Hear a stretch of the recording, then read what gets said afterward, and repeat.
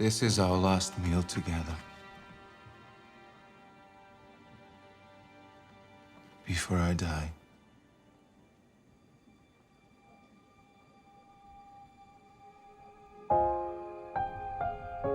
I'm going to be betrayed to my enemies. Arrested. And condemned to death.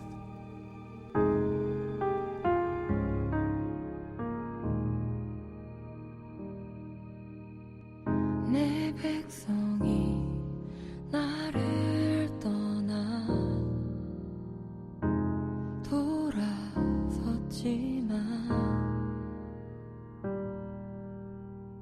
내 사랑이 내 백성을 포기 못하니 내 모든 것 내어주고 Your sins are forgiven, my son. 그들을 얻으리라 여호와께 돌아가자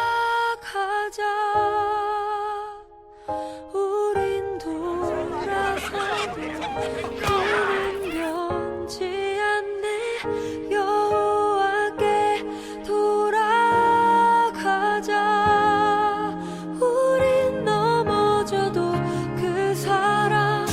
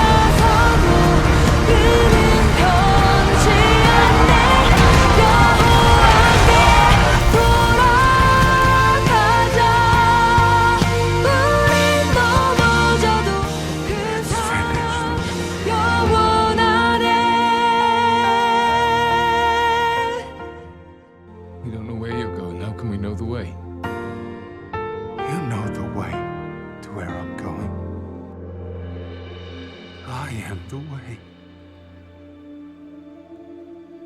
the truth, and the life.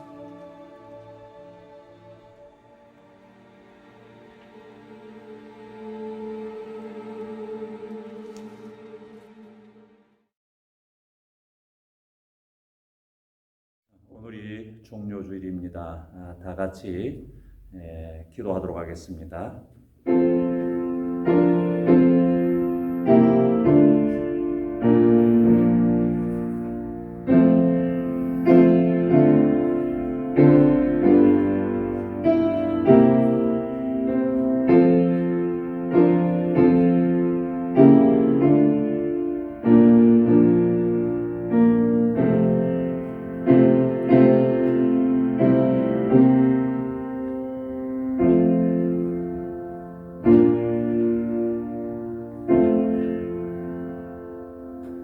그가 찔림은 우리의 허물 때문이요 그가 상함은 우리의 죄악 때문이라.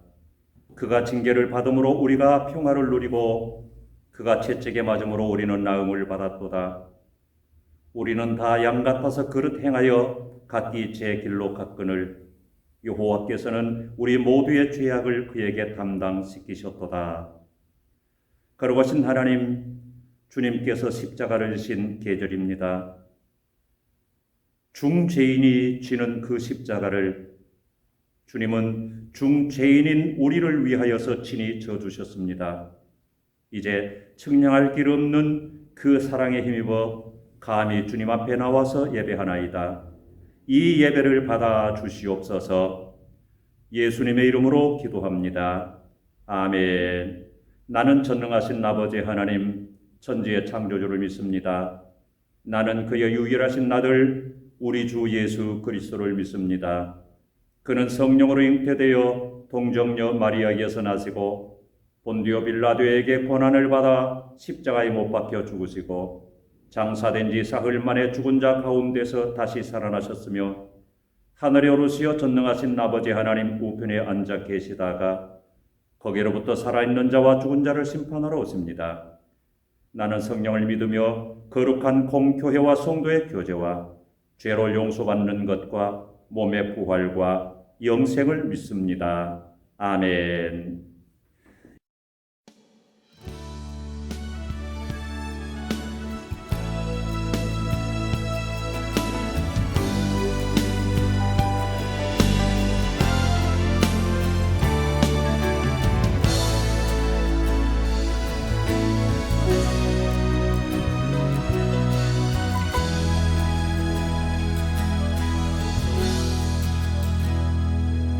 우리 보좌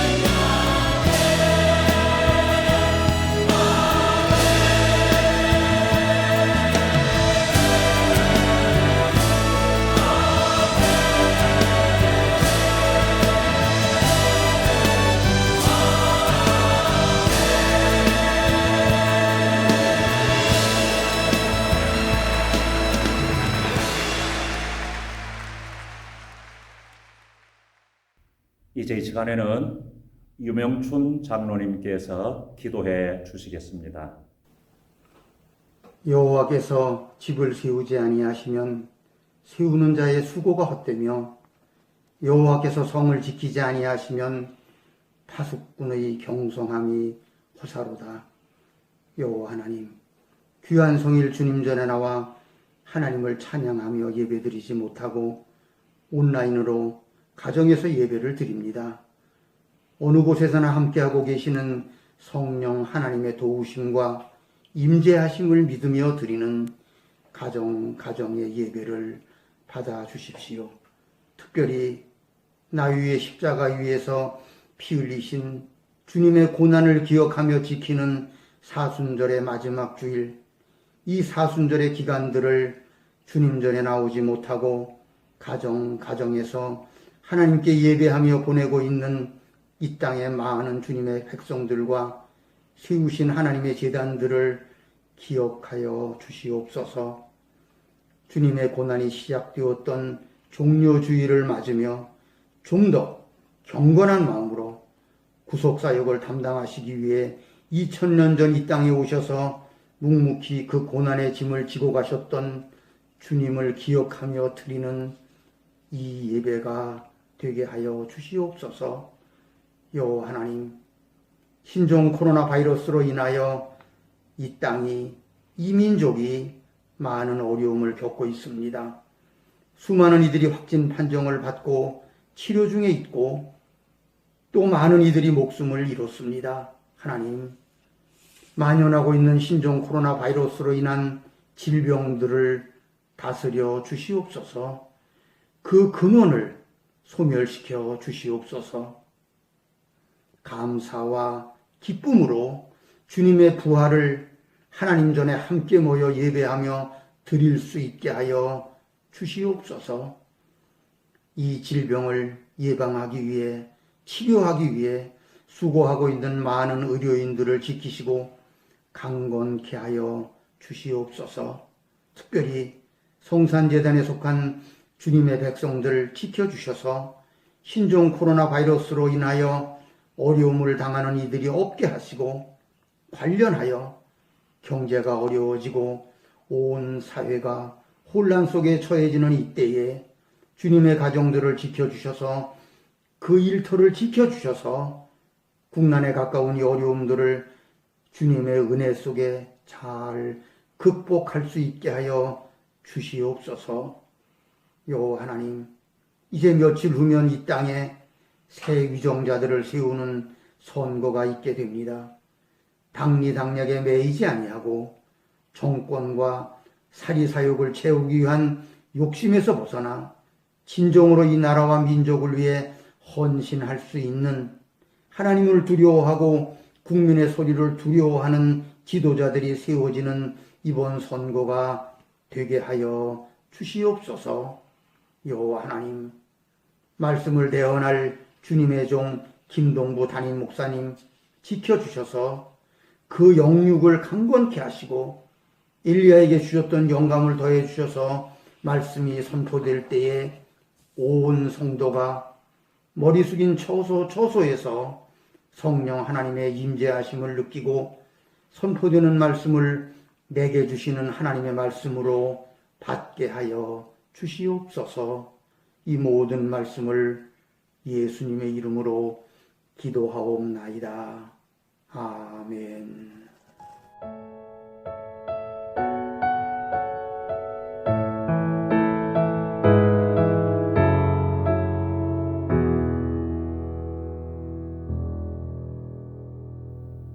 오늘 우리에게 주실 하나님의 말씀을 봉독하도록 하겠습니다. 하나님 말씀은 마태복음 제16장 21절부터 26절의 말씀입니다.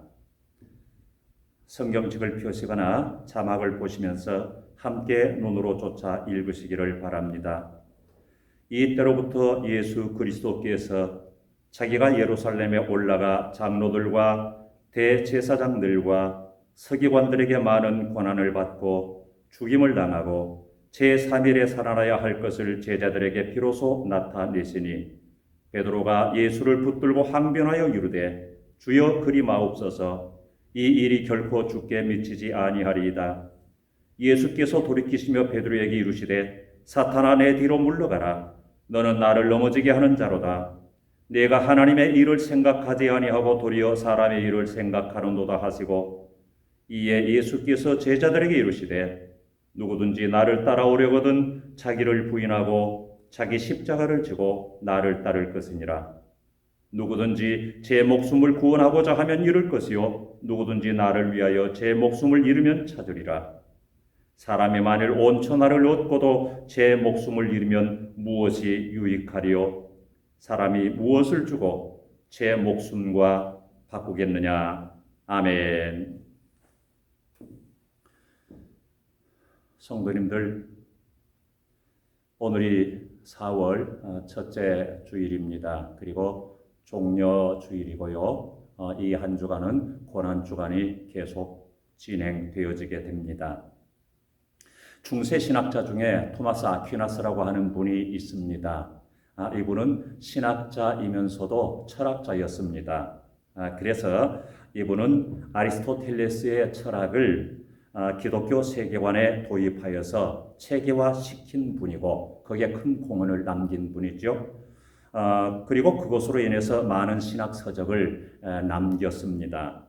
그런데 토마스 아퀴나스의 친구였던 레지날드라고 하는 사람이 있습니다. 이 레지날드가 토마스 아퀴나스 자기 친구를 소개하면서 기록한 그 글이 있습니다.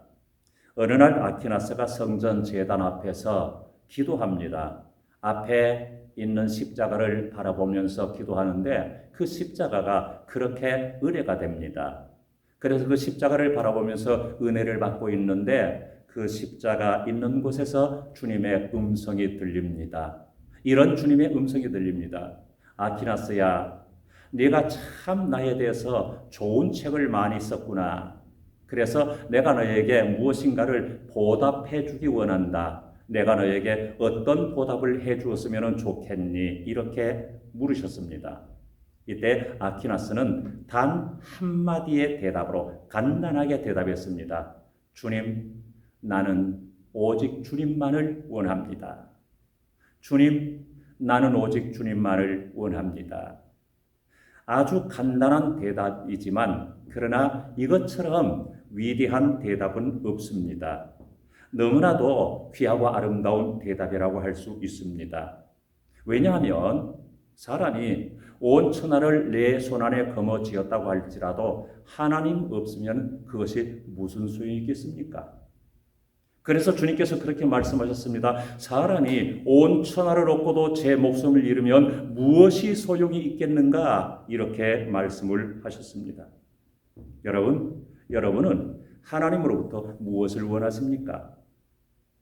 우리는 임지라고 하는 찬양에서 이렇게 고백합니다. 주님의 이름만이 오직 주의 이름만 이곳에 있습니다. 그렇습니다. 여러분 어떻습니까? 다른 것은 아무것도 없습니다. 오직 주님의 이름만이 여기 있습니다. 여러분 이것으로 만족하시겠습니까? 다른 것 아무것도 없고 오직 주님의 이름만이 내게 있습니다. 어떻습니까? 그것으로 만족하시겠습니까? 우리는 매일매일 삶을 반복하는 삶을 살고 있습니다. 우리의 신앙도 늘 반복하는 신앙의 삶을 살아가고 있습니다. 모이고 예배하고 흩어지고 모이고 예배하고 흩어지고 매주 이번 코로나 사태로 조금 달라지기는 했습니다만 평상시에 우리는 그렇게 신앙생활을 해나가고 있습니다. 우리의 매일매일의 일상생활도 우리의 신앙생활도 계속해서 반복하는 신앙생활을 살아가고 있습니다. 그러나 하루하루를 살아가는 우리의 일상의 생활도 그리고 매주 살아가는 우리의 신앙의 생활도 반복해서 살아가지만 만약에 두 사람이 똑같은 신앙의 반복으로 똑같은 그 시간의 길이로 살아간다고 해서 그 결과가 두 사람이 다 똑같을 수는 없습니다. 서로 달라지게 된다라고 하는 것입니다. 동시에 신앙생활합니다. 예배 횟수도 동일합니다. 기도하는 시간도 거의 비슷합니다. 신앙의 생활하는 모든 패턴이 거의 비슷합니다. 그러나 그 신앙의 결과가 두 사람이 똑같을 수가 없다라고 하는 그런 말입니다. 어떤 의미를 두며 어떤 자세로 신앙생활을 하는가에 따라서 결과가 전혀 달라진다라고 하는 것입니다. 누구를 향하여 신앙생활을 하느냐에 따라서 그 결과가 달라지는 것은 자명한 일이 아니겠습니까? 그것은 우리의 일반적인 일상의 삶 역시도 마찬가지입니다. 성경에서 주님은 우리에게 이렇게 말씀을 들려주신 적이 있습니다. 마태복음 24장 40절 41절 말씀인데요. 그때에 두 사람이 밭에 있으며 하나는 데려감을 당하고 하나는 버려둠을 당할 것이요. 두 여자가 매를 갈고 있으며 하나는 데려감을 당하고 하나는 버려둠을 당할 것이니라. 두 사람이 똑같이 밭에서 일을 하는데 왜 한 사람은 데려감을 당하고 한 사람은 버려둠을 당할까요? 두 여인이 맷돌질을 하는데 왜 한 사람은 데려감을 당하고 한 사람은 버려둠을 당할까요? 왜 그럴까요? 여러분들은 그 이유가 무엇이라고 생각하십니까? 물론 이 말씀은 주님께서 일방적인 주님의 섭리, 주님의 일방적인 은혜를 말씀하시는 것이겠으나 그러나 밭에서 일하는 자의 삶의 의미, 맷돌질하는 여인들의 그 자세, 그 이유, 이것이 중요하다고 하는 것을 우리에게 가르쳐주는 말씀이 아니겠습니까? 두 사람이 맷돌을 갈지만 서로 다른 가치를 가지고 있습니다. 두 사람이 들에서 일하지만 누구를 향해서, 누구를 위해서 일하는가 서로 그 목적이 다르다고 하는 것입니다. 사순절을 똑같이 보내고 고난정환을 똑같이 맞이하고 주님의 십자가의 사건을 똑같이 이해할지라도 그 십자가의 의미가 모두에게 똑같이 다가오는 것은 결코 아닙니다. 본인의 허락을 받지 않고 이야기를 해서 신뢰가 될 것 같기는 한데 그래도 이해하시리라 믿습니다. 손필순 집사님께서 며칠 전에 약간의 접촉사고가 있었답니다. 이 사람과 사람끼리 접촉사고 아니고 차를 접촉사고 당했는데요. 아마 본인의 실수인 것 같습니다. 그런데 다치지는 않았답니다.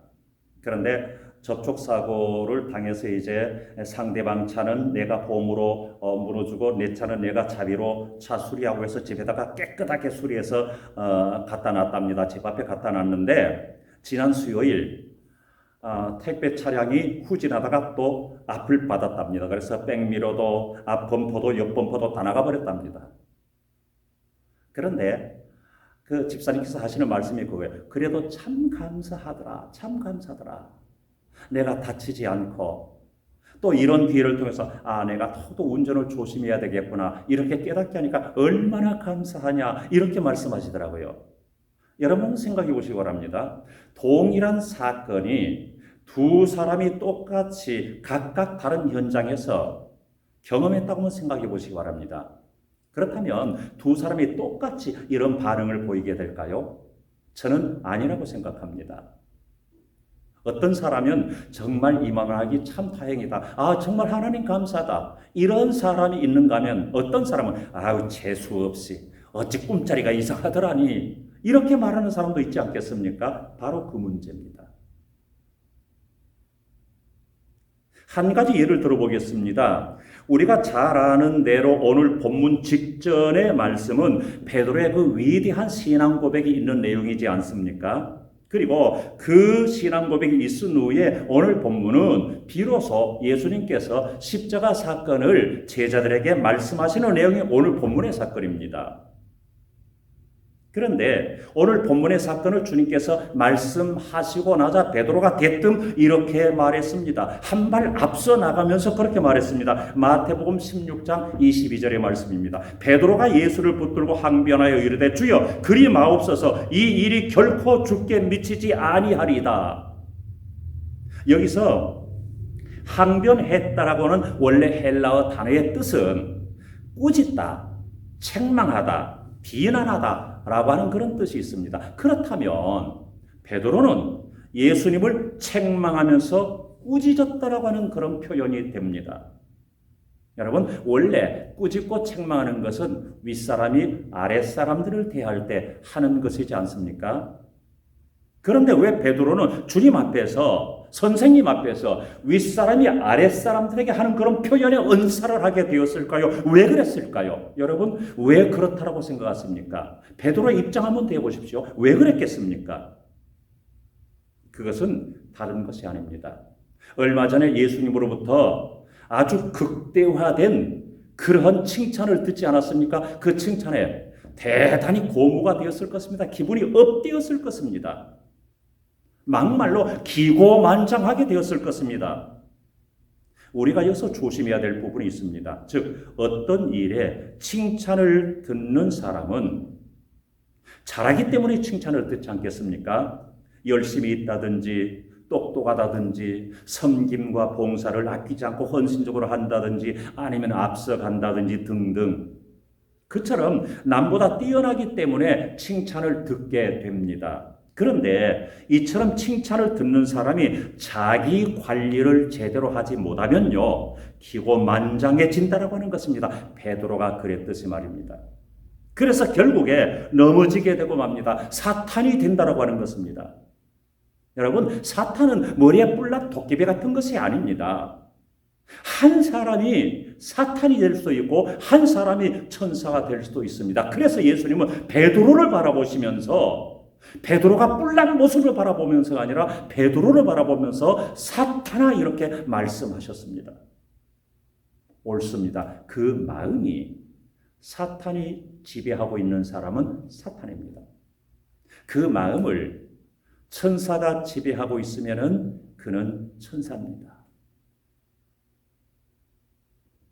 그와 마찬가지로 우리가 어떤 칭찬을 들었을 때, 내가 잘 나간다고 생각했을 때 내 자신의 관리를 잘 해야 된다라고 하는 것입니다.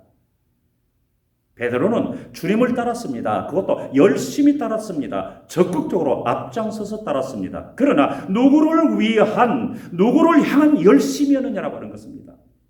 그 중심에 자기 자신이 놓여 있었습니다. 베드로가 그랬다라고 하는 것입니다. 베드로는 그렇게 호언장담하고 큰 소리 쳤지만 결국은 자기 자신의 중심에 자기 자신이 있더라고 하는 것입니다.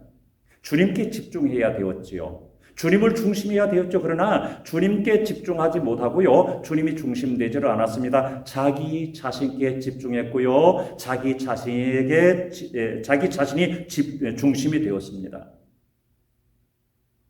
우리가 신앙생활하면서 모든 것이 주님께 집중되어야 하는데 모든 것이 내게로 집중되어지게 되면요, 참 힘듭니다. 신앙생활하기 힘듭니다. 저 중세시대 신학자는 오직 주님만을 원합니다, 이렇게 고백을 하였는데 우리는 원하는 것이 너무 많습니다. 이것 주세요, 저것 주세요.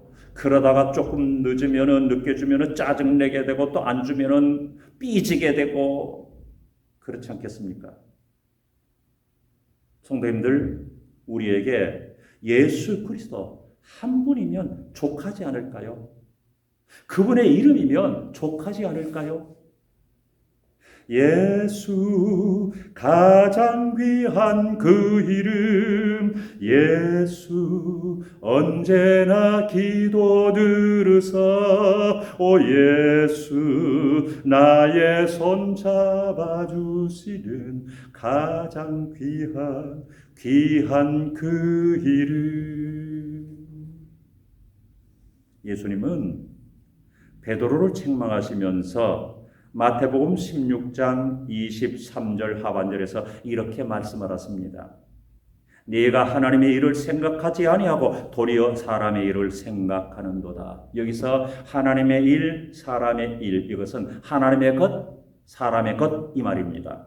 그래서 이것을 쉽게 풀어서 설명을 하면 네가 하나님에 속한 것이 아니라 사람에게 속한 것만을 생각하는구나, 이 말씀입니다. 주님을 위하여 죽을 수 있습니다. 다 주님을 버릴지라도 나는 절대로 버리지 않겠습니다. 장담했습니다. 그러나 이 모든 것의 실상은 하나님께 속하고 주님께 속한 것이 아니라 자기 자신에게 속한 것, 세상에 속한 것, 사람에게 속한 것일 뿐이었습니다. 여러분, 이것이 베드로만의 문제이겠습니까? 이것이 제 자신의 문제요, 우리의 문제요, 우리 춘천 성산교회의 문제요, 우리 대한민국에 산지해 있는 교회들과 성도들의 문제이지 않겠습니까? 여러분요, 이것은 우리가 애당초 꿈꿨던 신앙이 아니에요. 이것은 애당초 성경에서 말씀하시는 신앙의 모습이 아니에요. 절대 그게 아니에요. 성경에서는 그렇게 말씀하고 있지 않습니다. 옛날 책이기는 합니다만 필립 얀시라고 하는 분의 내 안에 하나님이 없다 하는 책이 있습니다. 이 책은 하나님의 존재를 확신하고요, 인격적인 만남, 그리고 하나님과 하나 되는 의미를 이해하도록 안내해주는 그러한 책입니다. 그런데 그 내용 중에 보면 신앙생활을 하는 사람들 중에 많은 사람들이 자기가 믿는 하나님을 스스로 그려나간다고 하는 그런 내용의 의미의 그 글이 있습니다. 여러분, 귀담아 잘 들어보시기 바랍니다. 이것이 바로 우리의 실상이기 때문인데요. 이 이야기를 저야말로 바꾸어서 쉽게 설명드리기 위해서 저야말로 바꾸어서 한번 설명드려보도록 하겠습니다. 자기가 믿는 하나님을 스스로 그려나가는데 때로는 진선미의 하나님으로 그려나가고요. 또 어떨 때는 도깨비 방망이의 하나님으로 그려나가기도 하고요. 그렇죠? 때로는 이런 하나님, 때로는 저런 하나님으로 그려나가게 됩니다. 내 입맛대로 내 필요에 따라서 그런 하나님으로 그림을 그려나가게 됩니다. 마치 광야에서 이스라엘 백성들이 금송아지 만들어 놓고 이게 바로 하나님이다 이렇게 했던 것처럼 우리의 사고 속에서 우리는 나의 맞춤형 하나님을 만들어가고 있다라고 하는 것입니다. 거기에 내가 만든 나의 맞춤형 하나님은 있는데 하나님의 진정한 하나님 되심은 없습니다. 이를테면 바로 이런 것이라고 말할 수 있을까요? 일본에는 왕이 있습니다. 그러나 일본의 정치는 총리제지요. 총리가 실권을 가지고 있습니다. 우리는 일본 왕을 가리켜서 일왕이라고 합니다. 일본의 왕이라고 하죠. 그런데 일본 사람들은 그 사람들은 천황이라고 그렇게 부릅니다. 하늘이 내린 황제요, 또 하나님의 자리까지 올려놓는 신격화한 황제라고 하는 의미라고 생각합니다. 그래서 천황이라고 이름을 붙인 것이라고 생각합니다. 그러나 그 신격화된 일왕이 무슨 힘이 있겠습니까? 그냥 하나의 상징적인 사람일 뿐이에요. 모든 실권은 총리가 가지고 있습니다. 총리가 실세예요. 총리가 실권자예요. 제가 왜 이런 비유를 드리겠습니까? 혹시 우리에게 하나님은 그처럼 천황처럼 존재해 계시고 정작 실권은 우리 자신이 거머쥐는 총리로 우리가 활보하지는 않습니까? 오로지 하나님은 하나의 상징적 존재로만 자리매김을 하는 것이 아닙니까? 만일 그렇다면 그것이 바로 맞춤형 하나님이라고 저는 생각합니다. 물론 성경에 맞춤형 하나님이라는 말이 없습니다. 그냥 제가 표현해 보는 것입니다. 하나님을 믿는다고 하면서 모든 권력은 나로부터 나옵니다. 모든 힘은 나로부터 나옵니다. 내가 결정하고 내가 진행하고 내가 인정받아야 되고, 그리고 잘못된 것이 생기면 그것만 하나님 탓으로 돌립니다. 어때요? 그게 여러분들의 모습 아닌가요? 아니, 그게 우리들의 모습 아닐까요? 그것은 진정한 의미에서 신앙이라고 하든지 신앙인이라고 할 수는 없지 않을까요? 그래서 내 안에 하나님이 없다. 진정한 성경에서 말씀하고 있는 그 실존하시는 하나님이 아니라 내가 그림을 그려놓은 맞춤형 하나님만 내 자리에 자리하고 있기 때문에 내 안에 하나님이 없다라고 하는 것입니다. 이제 결론적인 부분으로서 24절, 25절의 말씀을 같이 한번 보겠습니다. 이에 예수께서 제자들에게 이르시되 누구든지 나를 따라오려거든 자기를 부인하고 자기 십자가를 지고 나를 따를 것이니라.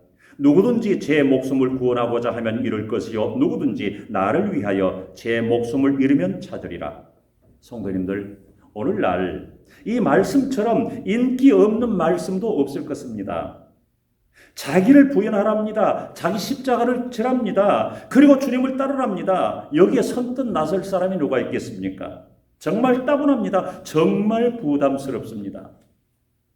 만약에 여러분, 제가 무조건 여기 모이는 사람들에게 한 사람당 1억 원씩 드리겠습니다. 그러나 선착순 50명에게만 드리겠습니다. 하게 되면은요, 줄 서느라고 난리할 것입니다. 숫자가 많으면요, 세치게 하는 사람도 있을 것입니다. 이것이 믿어지고 그것이 사실 그렇게 된다면 말이죠. 그런데 24절의 말씀은 나를 따르라고 하시면서 우리에게 강요하듯이 말씀하십니다. 서로 눈치 보게 될 것입니다. 그러면서도 더 나아가서 설상가상 자기를 부인하랍니다. 자기 십자가를 지랍니다. 아마 줄 섰다가도 슬며시 미꾸라지처럼 빠져나가지 않을까요? 죄송한 표현이지만 말입니다. 그러나 이처럼 인기 없는 말씀이 그러니까 이처럼 인기 없는 말씀이 없습니다. 더욱이 25절에서는 그렇게 말합니다. 자기 목숨을 잃어야 한답니다. 얼마나 부담스럽습니까? 그러나 기억하십시다. 만일 내가 나를 부인하지 않으면 나는 곧 주님을 부인하게 될 것입니다. 그리고 만일 내가 나를 부인하면 나는 곧 주님을 인정하게 될 것입니다. 기억하십시오. 다시 한번 말씀드리겠습니다. 만일 내가 나를 부인하지 않으면 나는 곧 주님을 부인하게 될 것입니다. 만일 내가 나를 부인하면 나는 곧 주님을 인정하게 될 것입니다. 오늘이 종료주일이고 이번 한 주간이 고난주간입니다. 주님의 십자가를 지신 주간입니다. 주님이 십자가에 달려 돌아가신 주간입니다. 그 주님이 여러분에게 무슨 대가를 요구하셨습니까? 무엇을 내놓으라고 하시던가요? 없습니다. 아무것도 없습니다. 단 한 가지. 살기를 바라신 것입니다. 그래서 십자가 지신 것입니다. 바르게 살기를 바라시는 것입니다. 그런데요, 바르게 사는 것은 바르게 믿는 겁니다. 바르게 믿어야 바르게 사는 것입니다. 그리고 그 바르게 믿는다라고 하는 것은 십자가 정신을 가지는 것입니다. 그리고 더 나아가서 그 십자가 정신을 가지는 것은 자기를 부인하는 것입니다. 그것이 십자가 정신입니다. 그리고 자기를 부인할 때 비로소 주님을 인정하게 될 것입니다. 이것이 바로 자기 부인의 삶입니다. 베드로는 자기를 부인하지 못했기 때문에 주님을 부인하고 말았습니다. 사순절 마지막 주일입니다. 다시 한번 말씀드립니다. 베드로는 자기를 부인하지 못했기 때문에 주님을 부인하게 되었습니다. 성도님들, 이 사순절의 기간 그리고 가장 막바지에 있는 고난주간의 기간은 더욱더 오늘 말씀처럼 자기를 부인하는 주간입니다. 이 한 주간 내가 나를 부인하지 않는다면 나는 한 주간 내내 주님을 부인하면서 살아갈 것입니다. 내가 나를 부인하면서 살아간다면 나는 한 주간 내내 주님을 인정하면서 살아가게 될 것입니다. 아무리 어두운 터널이라고 할지라도 끝은 있는 법입니다. 아무리 코로나 이 사태가 긴 것 같아도 끝은 있게 될 것입니다. 사순절이 40일간이요. 주일까지 합하면 모두 46일간의 기간입니다. 그 기나긴 사순절의 십자가의 기간도 부활절로 끝을 맺게 될 것입니다. 그러므로 우리는 이때 주님의 말씀을 기억하도록 하십시다. 아무리 인기 없는 말씀일지라도, 아무리 따분한 말씀일지라도 주님께서 말씀하신 말씀, 자기를 부인하는 삶, 자기 십자가를 지는 삶으로 다가가야 되지 않겠습니까? 왜요? 사순절의 기간이니까. 왜요? 고난주간의 기간이니까. 그것이 성도이지 않겠습니까? 그것이 자기 십자가를 지는 길이지 않겠습니까? 그것이 주님을 인정하는 길이지 않겠습니까? 성도님들, 이 한 주간 그렇게 살으시기를 바랍니다. 아무리 인기 없는 말일지라도, 아무리 따분하고 부담스러운 말일지라도 그 말씀을 귀담아 듣고 내 마음에 새기면서 소화해 나갈 수 있기 바라고, 한 주간 승리할 수 있기를 바랍니다. 기도하겠습니다. 거룩하신 하나님, 주님께서는 정말 인기가 없으시군요. 주님께서는 정말 인기 없는 말씀을 참 많이도 하시는군요. 오늘 21세기를 살아가는 시대 속에서 그것이 가당키나 하는 말씀이겠습니까? 그러나 주님, 우리가 다시 한번 되새김질합니다. 내가 나를 부인하지 않는다면 나는 주님을 부인하고 말 것입니다. 내가 나를 부인한다면 나는 주님 앞에 무릎 꿇는 주님을 인정하는 주의 제자가 될 것입니다. 이 한 주간 이렇게 살아가게 하여 주시옵소서. 예수님 이름으로 기도합니다. 아멘. 다 같이 찬송가 147장을 찬송하도록 하겠습니다.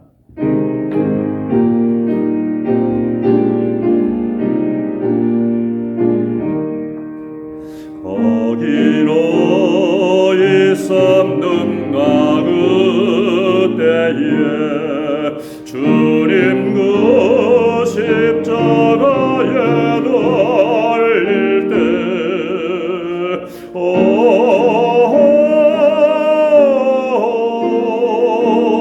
때로 그 일로 나는 떨려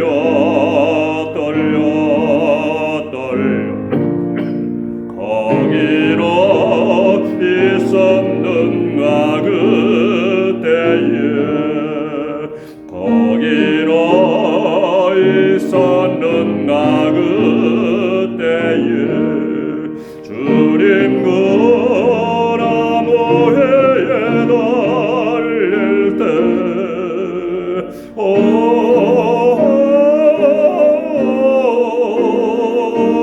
때로 그 일로 나는 떨려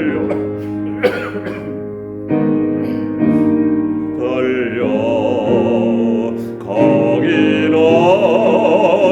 있었는가 그때에 거기로 있었는가 그때에 해가 밝은 빛을 잃을 때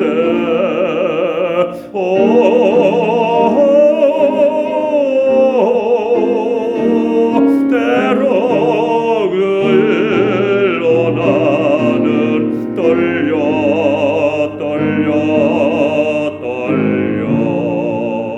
거기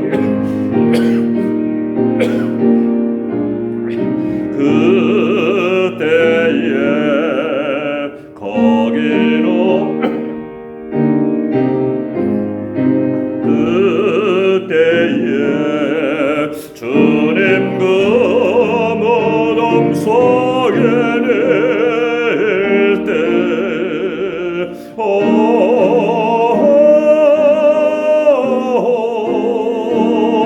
때로 그 일로 나는 떨려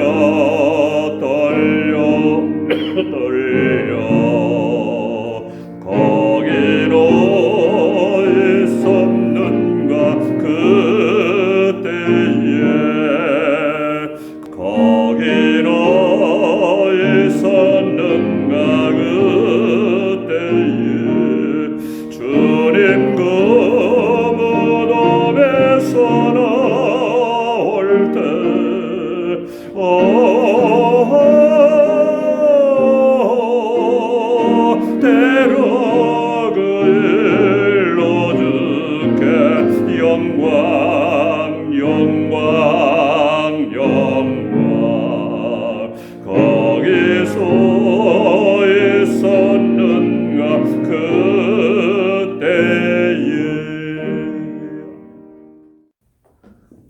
알리는 말씀 드리도록 하겠습니다. 사순절 마지막 주일입니다. 종려 주일입니다.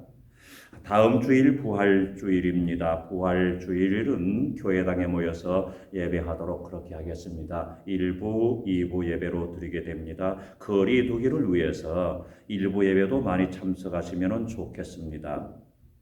성찬식은 없습니다. 세례식만 있게 됩니다. 부활절 대청소가 지난 토요일이었었는데 우리가 이번 코로나 사태로 대청소를 하지를 못했습니다. 그래서 이 고난 주간 한 주간을 각 기관별로 자기들이 편한 그런 요일과 편한 시간에 모여서 각 부분 정해진 부분을 대청소했으면 좋겠습니다. 그때는 모든 기관들이 다 모여서 한꺼번에 하는 것이 아니기 때문에 사회적 거리두기와 별로 상관이 없으리라 생각합니다. 그래서 한 주간 내내 요일과 시간이 분산되어지기 때문에 그렇게 협조를 부탁드리겠고요. 각 기관의 담당의 구역은 주중에 기관장들에게 카톡 문자로 전해드리도록 하겠습니다. 오늘 오후나 내일 중으로 전해드리도록 그렇게 하겠습니다. 서로 기관에서 의논해 주시기를 바라겠습니다. 여전히 조심해야 될 때입니다. 당분간 주일 오전 예배와 새벽기도 이외에 다른 예배들은 잠정 중단이 계속 이어지게 되겠습니다. 코로나19 속히 소멸되도록 그리고 우리의 신앙이 후퇴되지 않고 더욱더 진보될 수 있도록 그렇게 기도해 주시기를 바랍니다. 그리고 4월 달은 이제 총선이 있는 달입니다. 나라를 위해서 정치 지도자들을 위해서 기도해 주시기 바라고 물론 코로나 사태로 인해서 수고하는 의료진들과 정부 당국자들 그리고 피해를 입은 지역을 위해서도 계속 기도를 부탁을 드리겠습니다. 기도하시겠습니다.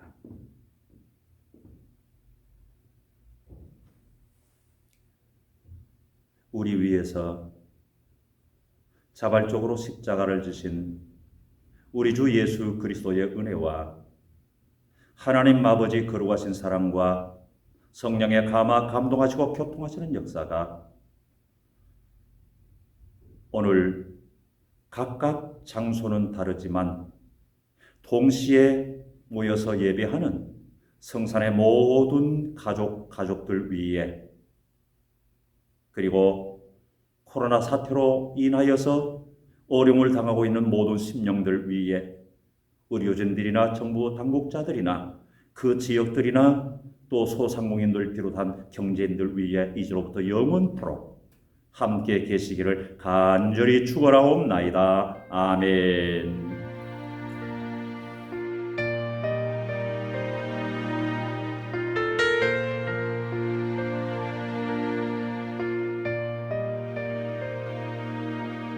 잊을 수 없네 하나님의 사랑 날 살리시려고 주신 생명 내 십자가 지고 오르신 갈보리 언덕